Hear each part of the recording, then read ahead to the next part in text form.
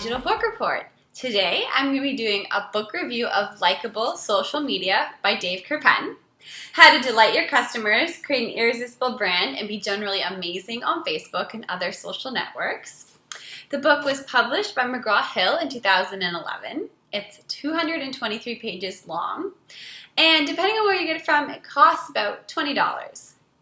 Let's explore more. So, before I go into things that I liked about the book and things I didn't like about the book and providing you with a summary, I thought it was important to acknowledge how the book was organized. There's 18 chapters in the book, but what took me so long to get through the book, and what I think is a great thing to point out, is that at the end of each chapter there's action items. So you discuss a general idea in the chapter of how to become more likable and produce more likable content for your consumers. But at the end of the chapter, the action items actually provide you with a set of ideas of how to accomplish them. So at the end of each chapter, when I got to the action items, I worked it like it was a textbook. And I found that very helpful and actually a very appealing thing about this book. So you know a little bit about how the book is organized. Let's go into a little bit more detail. This book is about listening to your consumers. It's about producing content that people actually want to see and actually enjoy. It's about targeting the right demographic and using the opportunity that you have through social media to make real connections with your customers. The author encourages you to be open, honest, and transparent with your consumers.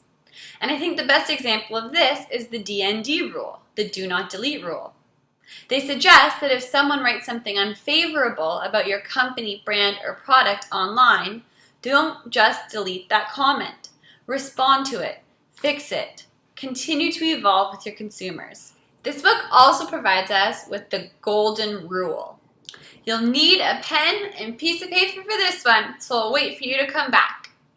I'm so glad you're back. The golden rule requires us to put on our hats as a consumer and do unto consumers as marketers as we would like to have done onto us if we were the consumers. This requires us as marketers to become introspective. What would we like to see? What kind of content would be beneficial for us? In my own line of work, this made me think about coupons and discounts and how I can provide a little extra value to consumers who follow the brands that I promote on social media. One issue I did have with the book were the calls to authenticity. Although I understood what the author was trying to say when he was using the term authenticity, I wonder if a better phrase could be used to really delve into what he meant. I say this specifically because of work that I've read on authenticity, specifically Andrew Potter's work called The Authenticity Hoax. The following quote from Potter explains my position. He states, "The quest for authenticity is in the contemporary advertising equivalent of the search for the Holy Grail, the ultimate marketing position that can elevate a brand above the shiny, fabricated world of spun messages and concocted experiences. Being able to play the authenticity game is now a fundamental requirement of marketing, the standard against which all brand strategies are judged." So the call to authenticity isn't anything new.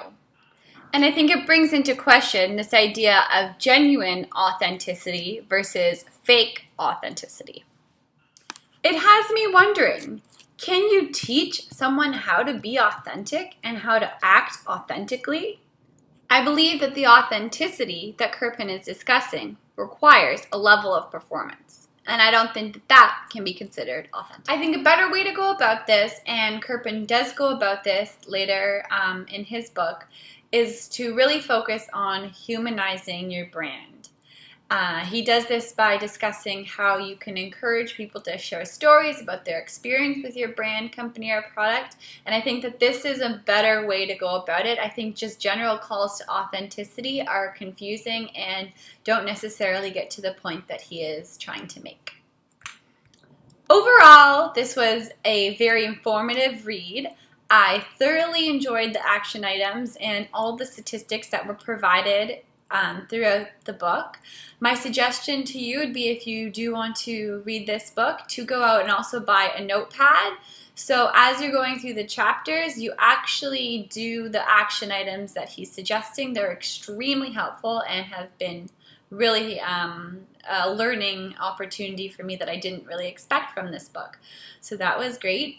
Overall, I would have to say I rate this book 3.5 out of 5.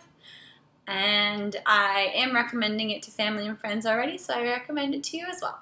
Thank you for listening. This part of my book report, The Afterthought. What this book missed out on for me was, I think, the opportunity to also address the ethics in creating likable content. I think that people also have to be aware that not everything requires promotion, and that things that are very harmful and promoting them on social media to likely a younger audience can get tricky. I say this because I was thinking about my own research on e-cigarettes and the promotion of e-cigarettes on social media, and I'm not sure that I would think it was a beneficial thing for these companies to use this likable approach. You're promoting to a younger audience, a lot of youth, and the potential ramifications to become a likable e-cigarette company or a likable vape shop online could be quite catastrophic. So I think that this book really needed to mention some ethics and discuss the potential ramifications for certain products, and that not everything should be approached using the likable method. I think it's important to keep in mind that there are ethics, maybe unwritten ethics, but ethics indeed that we need to keep in mind when being social online. Thank you.